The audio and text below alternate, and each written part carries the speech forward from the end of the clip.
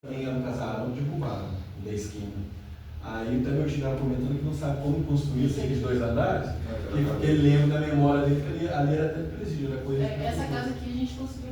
Essa casa, nesse passeio, eu descobri que era do meu tio, casado com a irmã do meu pai, da família dele. Ele entrou lá, né? Ele ficou com a cara até cheia de lágrimas, depois que ele falou que não tem dinheiro para reformar e enquanto ele tiver vivo, a família não vende. Mas ele não tem dinheiro para arrumar. Mas assim, aquele negócio assim, é dele, mas também é de umas 2 irmãs, aquela coisa toda. Mas ele que travou, não deixa vender, não deixa derrubar, não deixa fazer nada. Mas também tem dinheiro para arrumar. E lá dentro a gente entrou, eu não acredito. Na porta, quem livre já foi no teto, eu voltei. Ele é toda feita de madeira, é maravilhoso lá dentro. Só tá pessoas assim precisam ser, como seu tio. Como foi isso que eu descobri, não sabia. Instruídos, é meu tio. Né? E existe a possibilidade de pedir um apoio, né? Se colocar, por exemplo, que essa casa vai ser reformulada para. No caso é a praça principal, assim que você entra de cara, que a igreja fica aqui, pode pular também. Uma ideia de algumas casinhas, essa é a rua atrás da igreja, a rua lateral, porque é a igreja, depois eu passar a vista de longe, você vai entender, é a igreja, uma rua lateral aqui, 2 ruas para cá e 3 cruzando assim, acabou o vilarejo. E essa rua do canto ainda é novidade, aquela rua é nova, é de uns 10 anos que fizeram. São 1.100 habitantes, gente, então, pouca né? Tudo acontece naquela praça. Aquela praça, assim, é onde a gente ficou, conversou com as pessoas, né? E teve aquela interação, porque é muito interessante. É muito interessante para todo mundo que vai, mas especialmente para uma pessoa de cidade grande, que nunca conheceu. Eu, por exemplo, eu sou de cidade grande. Então, a primeira vez que eu fui lá. A gente vai chegar lá depois. A primeira vez que eu tive um lugar tão pequeno. E você achou um gaúcho lá? Ainda tinha um gaúcho. Tem uma casa lá, cara da aula de acordeon, não sei o que, o pessoal espera o gaúcho. O gaúcho. Pode pular. Essa casa que a gente mostrou aí mais antiga. Ela está toda escura, as portas, as janelas ele não abriu, porque se abrir, sai da mão dele. Não funciona. É que tu fecha, sai da mão. Aí só para vocês terem noção, ainda tem alguns móveis, algumas coisas de decoração lá. Conta a história. A gente não pôde entrar muito porque estava desabando de crianças. Deu muita impressão que foi abandonado, porque tem tudo lá, tem cama, tem o sofá, parece muito que tipo, o teto já está cedendo, já boa parte, vai ter uma árvore. A parte está aberta já. É bem perigoso você andar no chão, já está. Esse negócio que comentou, eu pensei em ver isso, porque meu tipo, isso aqui é de herdeiro, mas eu tenho parte aqui, eu não deixo desmanchar ela. Depois a gente pode conversar com ele, dar uma orientação. Esse meu tio já está beirando, sei lá, ele casado com a minha tia. Não, mas é porque ele anda muito, ele deve ter uns 70, aquela tia minha mais velha, ele falou que é do biso dele. Aí no caso, gente, essa aqui é a matriz, mas como eu falei com vocês, tinha uma capela antes, que foi construída em 1927. Foi construída em 1727. Em 1930, ela foi demolida, a capela, e construída a matriz, que é essa daqui atualmente. E uma coisa interessante que eu achei bem curioso, embaixo da capela acharam um quadro de pintura a óleo de São Francisco, de um milagre dele. Ninguém sabe como foi parar lá, só que é de uma moradora local, que o irmão dela estava doente, ela rezou muito para São Francisco e conseguiu a cura. E esse quadro foi parar lá. Ninguém não sabe se foi enterrado com alguém ou como se colocou ali. Aí hoje, como vocês podem ver, ela está bem maior, ela é matriz antes ela era bem menorzinha, tudo, e mantiveram, por exemplo, a pintura do teto dela, que conta alguns passos da vida de São Francisco. E outra curiosidade, um ponto que eu achei bem interessante, que eu achei na internet, porque até 1828 o pessoal era enterrado dentro da igreja, na época capela ainda. Só que em 1828 veio essa sanitização, não podia mais enterrar dentro da igreja, era só fora, ou no lado, em volta da igreja ou em frente. Só que o Onça, como é interior, demorou um pouco chegar lá. A lei de 1º de outubro de 1828, só que lá só foi começar a realmente valer em em 1º de janeiro de 1830, ou seja, 2 anos após. Vai gravar a data. Gravou a data. Sim, a data certa. Tem ali na região tinha um fazendeiro, que era da fazenda da Cachoeira, ele era bem rico. Ele tinha 10 filhos e 12 escravos. Ali. O que acontece? A filha dele morreu muito jovem, com 23 anos, e ele foi enterrar ali. Só que o que aconteceu? Como ela estava muito mal cuidada, os portões aqui não fechavam, os animais entravam ali. E ficavam, principalmente porco, ficava cavando. E desenterrava os cadáveres. De acordo com um dos filhos, tinha até pedaço de osso. Era só uma cerca. E era abandonado. De acordo com um dos filhos desse fazendeiro, tinha pedaço de ossos ali. Aí o que aconteceu? Chegou na hora de enterrar, começou aquela briga. Tava ali o fiscal do roça que não queria deixar enterrar lá dentro, só que começou a brigar, não vou enterrar porque vai acabar. Brigaram, até que conseguiram enterrar ela lá dentro, 1837. Só que ele respondeu judicialmente por isso. Ele foi chamado ali para saber o que aconteceu. Aí ele teve que levar testemunha, explicar que eles mesmos pegaram alguns pedaços de ossos, enterraram, colocaram a pedra. Aí a partir daí começaram a tomar mais cuidado dessa questão de proteção ali. Aí depois disso o cemitério foi feito na parte de trás. Atrás dessa igreja que é o cemitério. Sim, e saiu até tipo um jornal da época, ficou meio que famoso ali na região. Só volta um pouco. Não, volta.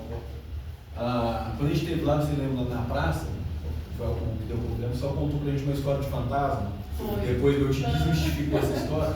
O Ozzy estava falando que essa história de fantasma, então talvez tenha relação com essa menina. Com explicação. Essa história de fantasma que eles contam, que tem uma assombração de uma menina lá, está relacionada a essa história. Porque o resto da família dela. Por causa desse tipo de joga no corpo dela, né? Ela assombra lá a região lá. Eles falam que ela assombra porque a família dela está enterrada no cemitério, só que ela está dentro da igreja. Ela ficou tipo sozinha, né? Foi enterrada. Aí tem uma área que chama pulador, que é um lugar que eles passam para atalhar, que eles falam que é ali que ela fica assombrando, né? Aí depois o pessoal, é um lugar que se atalha, mas depois que escureceu, o pessoal não passa por ali. Uma região, uma área que passa pulador. Só que o meu tio na parte, que isso aí é conversa, falou que é onde o pessoal vai para namorar. Aí ele falou que sempre você passa alguém de lençol ali ainda e tá aí. Ele desmistificou essa história. Não, falou, essa história eles falam ali porque ele tinha uns casalzinhos vai pra namorar depois da 5, 6 que escureceu. Aí por isso que de noite esse negócio não passa lá não, tem espírito, tem fantasma. Eles falam que era nos olhos, falam um monte de coisa. Não, se não fantasma, você não vai ver que outra coisa. Ele contou nessa brincadeira. Pode falar. Pode passar. Isso aqui, gente, quando a gente chegou, né? Essa é a casa da tia do Guilherme. Uma das tias que mora lá, a casa das tias. Então é muito interessante. Só que ela mora lá, né? É visual, né? Aquela que estive em casa de vó, né? É uma imersão na cultura das pessoas, né? No dia a dia das pessoas. Acho que foi ontem comentaram sobre o de cupim, né? Forno de cupim. Para quem não sabe, né, o que é forno de cupim, é isso aqui, ó. Por que chama forno de cupim? Porque pega de fato, né, o barro do cupim para fazer o forno, e é porque ele conserva mais calor, né? E ela faz quitanda, né?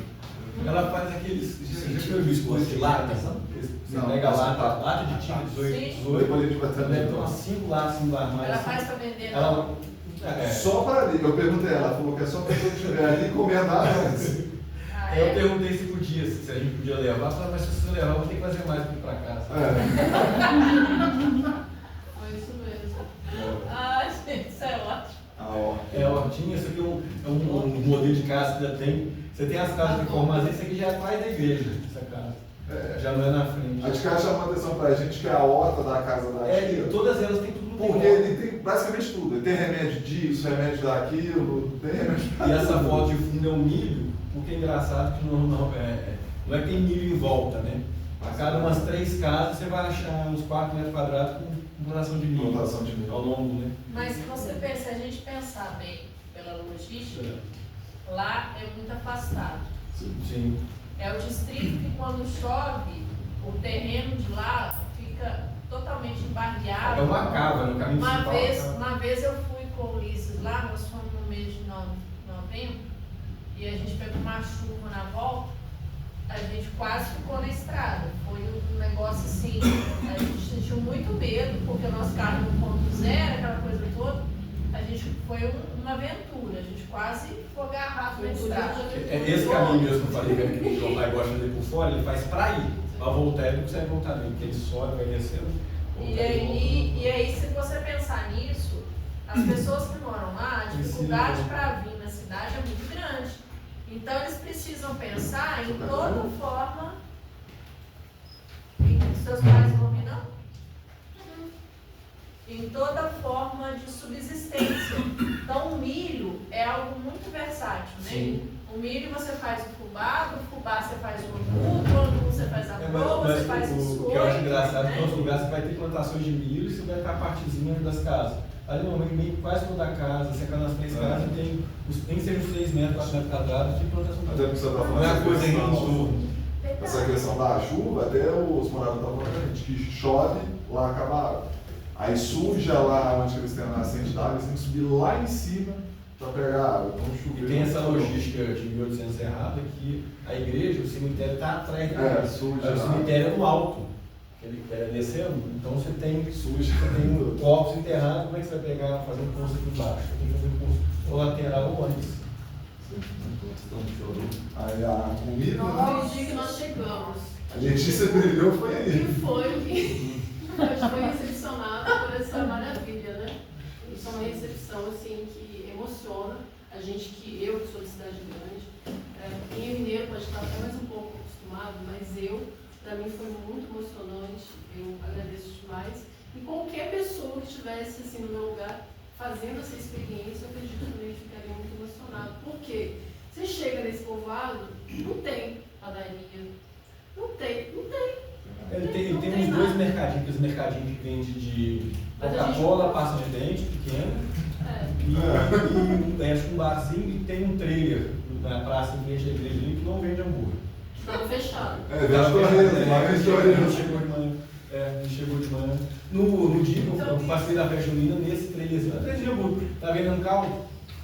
Torresmo, lá vem tudo menos hambúrguer. Então, isso assim, né? Fogão a lenha, uma comida feita no fogão a lenha, uma recepção dessas, eu acredito que não tenha ninguém que não fique emocionado. Né? Essa é minha outra tia, a tia minha que tem casa só de passeio. De onde? E aqui é na casa da outra tia que a Letícia tomou uma cachaçinha e Aí uma a gente Antes do tá almoço. marcado. A gente combinou de almoçar 1 hora com ela enquanto a gente passeou. Só que o passear todo mundo oferecia. Mas eu não resisti. Ela almoçou nas minhas 2 tias. E aqui eu degustei uma cachaçinha do Morro Grande. Uma cachaça muito grande. E eu vou falar pra vocês, já tomei muita coisa boa, mas essa cachaça pra mim foi a melhor da vida. Não sei se era por causa da companhia, da imersão na cultura, mas foi a melhor, uma das melhores coisas que eu tomei na vida. Ela foi só esse bandido. Ainda tem um tio também do Guilherme também que gosta de contar histórias, sabe? Quase que a gente Histórias de não todo sabe. mundo. Quase que a gente não O sabe. anfitrião da gente no dia foi meu pai. Nós não vamos conversar com você. Tinasce mentiroso. Não, seu tio. É esse que a gente quer conversar. Eles falam do Vocês já rapaz. repararam que foi outra coisa que foi comum em todos os trabalhos? Que sempre existe alguém do distrito disposto a contar histórias? No Cambu foi a dona Perpétua, no São Sebastião da Vitória foi a dona Vicentina, no Cajuru foi a dona Maria, no Rio das Mortes o Rogério veio aqui e falou que tem até um projeto Vovô Canta Caos, e aí vocês arrumaram aí. A gente conversou com ele na praça, junto com os amigos lá, depois a gente passou na casa dele. Porque tem alguns que são mais fechados. A gente chegou para conversar com o senhor lá dos ônibus, a gente passando de carro, ele estava na varanda dele, acho que o filho dele, né? Falou, a gente vai passar aqui para conversar.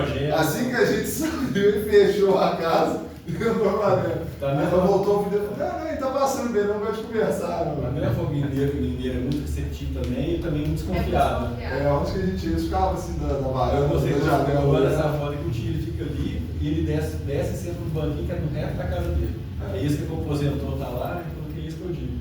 Tanto é que ele falou que a gente ia ir lá durante a semana, que naquele domingo eu fico mais assim, né? Vocês vêm durante a semana que eu passei pra vocês aí. Hoje que o prefeito tá lá, né? Que a gente... Na hora que chegar nos eventos, a gente vai falar. Esse é o seu tipo que tá com o prefeito. Que nós chegamos, o prefeito foi lá só uma vez só e voltou lá. Essa é uma menção ao ônibus Canadé, que nos outros Cajuínos trouxe, né? A foto do ônibus. A gente trouxe essa. eu coloquei só essa, são 3 ônibus importantes que tem lá no São João del Rei. Esse, o que está no Cajuru, e um outro que está ali, só que o outro, com os dois parecidos ao azul, eu não deixei a foto só do não tinha certeza que eu O do Caburu, infelizmente, está no Ferro Velho, lá perto de Trevo Tiradentes, para frente do Trevo Tiradentes. Ô Guilherme, esse ônibus ele fica na praça direto? Assim? Não, a casa do morador, tá vendo onde está o ônibus aqui? Praticamente está reta é a casa dele. Aí ele fica na garagem dele lá, você vê a bundinha dele lá, a garagem meio aberta. É o tal do seu Carlinhos. É o que fugiu. Ele não fugiu, é não, muito amigo do Ulisses. Foi quando eu fui no Onça nesse dia que a gente quase ficou preso lá, foi na casa do seu Carlinhos. A gente também foi isso, comeu o dia inteiro. Ainda trouxe queijo para casa. Ainda trouxe queijo para casa. E aí, o seu Carlinhos era o motorista responsável pela linha da Cananéia, o ônibus é dele, e ele tem 2 ônibus, ele tem esse e tem um outro que fica na garagem da Cananéia. E os ônibus estão em ótimo estado.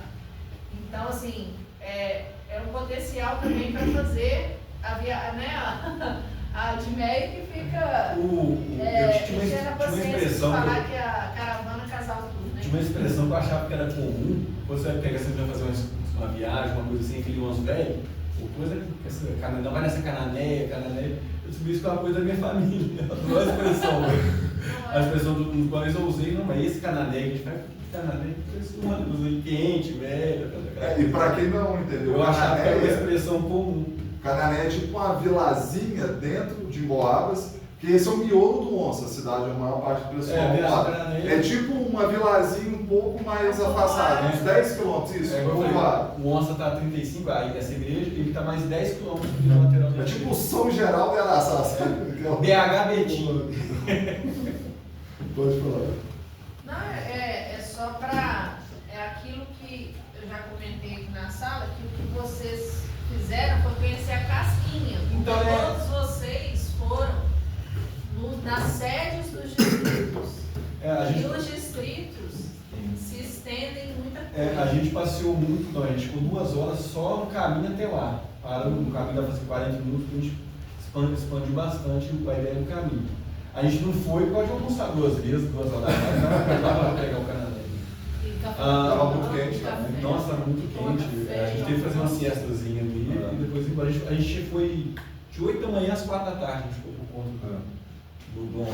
Mas a ideia desse nosso projeto, mais do Onça aqui, que eu acho que comparado aos outros, é mais afastado, mas é só uma sementinha do projeto que a gente ia fazer. É para passar ou não? Essa canané, aquela placa que a gente viu em Boabas, ela é antes da igreja, essa aí já é atrás da igreja, entendeu? Os 2 marcos, entrar e sair. Você tem que passar aqui.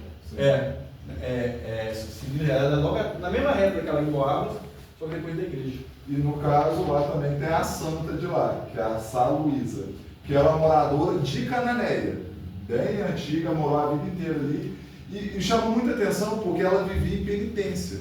Ela era uma pessoa muito religiosa, por exemplo, ela fazia comida, assim, comida quente, ela jogava água fria na comida, porque ela falava que ela não merecia o sabor da comida. Ela, por exemplo, ia dormir na casa de alguém, por exemplo, estava passando viagem, a pessoa dava uma cama para dormir, ela pegava o cobertor, dormia no chão, porque ela também falava que ela não merecia. E ela vinha muito em São João del Rei. As 2 primeiras sextas-feiras do mês, ela vinha de Cananéia para São João del Rei. 4 quilômetros a pé e jejum, nem água bebia. Eu falo que jejum é jejum mesmo. 4 quilômetros são 40. Isso, 40 quilômetros. 40 quilômetros, ela vinha para rezar aqui na igreja de São Francisco e depois voltava mais 40 quilômetros. Isso às 2 primeiras sextas-feiras do mês. Eu sei que ela faleceu em 1958 e nasceu em 1873, se eu não me engano. Ela morreu com 85 anos, ela viu bastante. E tem muitas lendas que ela curou muita gente, ela era uma pessoa que dava muito conselho. Como a Betânia falou, ela não era só uma santa, ela era uma líder do local. Ela, por exemplo, foi fazendo tipo uma vaquinha onde ela ia pedindo dinheiro e ela construiu uma capela para o Sagrado Coração de Jesus, que ela era muito devota. E ela, ao longo do tempo, demorou, mas ela foi pegando e ela conseguiu construir próximo à casa dela. E muita pessoa ali tem história sobre ela. Uma história que eu achei na internet, que acho que é do neto da pessoa que aconteceu essa história, era um viajante, passava muito no Onça. Aí ele estava passando mais ou menos 6, 7 horas da manhã e estava chovendo muito. E lá é barro toda a vida, principalmente subindo. E ele estava no carro de boi. E ele viu no meio da chuva um vulto. Naquele ele pensou, pô, às vezes alguém, aconteceu um acidente, machucou, alguma coisa assim. Ele desceu e foi ver o que era. Aí tinha um cupizeiro e ela estava sentada em cima do cupizeiro. Aí ele chegou tudo, conversou com ela abençoou ele, como ele fala, que ela sempre abençoava todo mundo. Aí nisso ele falou, pô, nesse chuvão danado aqui, só aqui de baixo. Que ela falou para ele, pessoal, mas tá chovendo? Que aí ele percebeu que em volta dela estava tudo seco. Chovia em tudo, menos no local onde ela estava, tipo aquela redonda. Não chovia nele. Que dali ele começou a falar com o pessoal, tudo, o pessoal começou a ir, teve muita pessoa que recebeu milagres, tudo, dádiva, graças a ela. E ela faleceu com 85 anos na casa dela. Infelizmente, no final da vida, ela já estava bem cega, ela já não enxergava muito bem. E a cama dela era de palho. Quando ela foi dormir, o lampião estava muito próximo à cama, caiu e ela não viu. Aí incendiou toda a casa dela, ela morreu. Mas a observação dessa frase que ela falou em vida e morreu em incêndio. Sim. E a observação, vocês separarem os outros cursos dias, sempre tem uma figura religiosa importante. Que é líder também. E só um detalhe. E tem ela, só falando aqui no livro que o pessoal pegou emprestado, o pessoal leu mais, preocupou mais ler tem uma passagem para ela no livro também. Sim, sobre o capítulo para ela.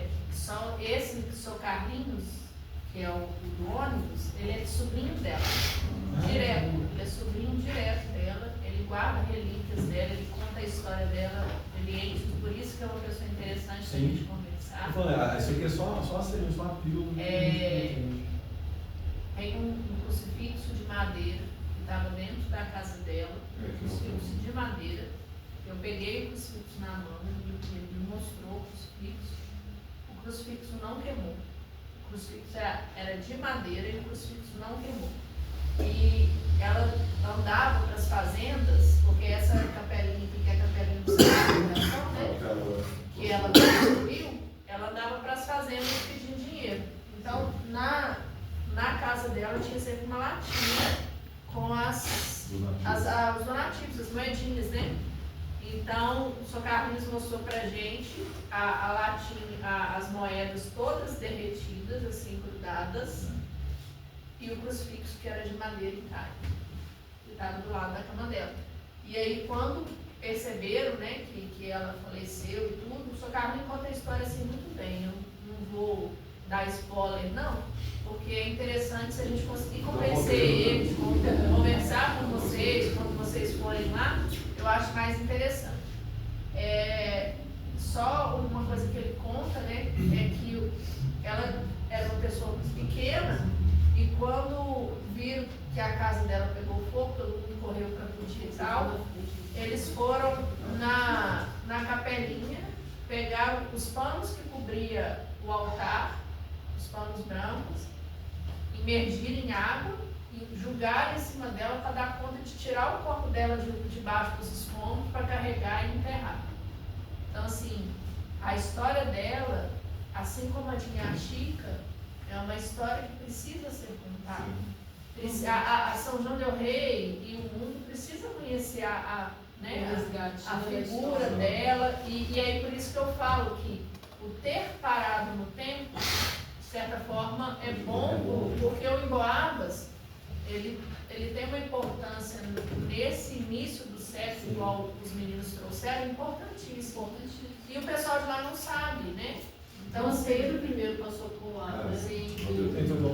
Na ideia do que seria a sede, que é o 11, você não tem nada de missão nenhuma visual para ele, referente a ela. Não, volta rapidinho. E outra coisa, ela está enterrada na igreja lá da Matriz de São Francisco. Ela foi enterrada lá também. E a capela que ela construiu está de pé até hoje também, é próxima à casa. A casa provavelmente não existe. E o Sr. Carlinhos está num pleito com a diocese, porque ele quer trazer os restos mortais dela da igreja para essa capela. Porque aonde ela, ele fala, é onde ela quer ficar. É onde ela quer ficar.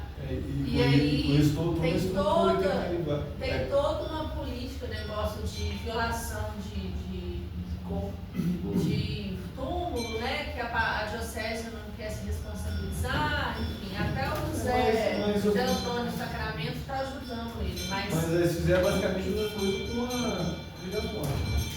Foi você. Tem coisa dela. gente, procissão de quê? Necessidade? Acho que era Sagrado Coração de O Jesus. menininho toca assim, né?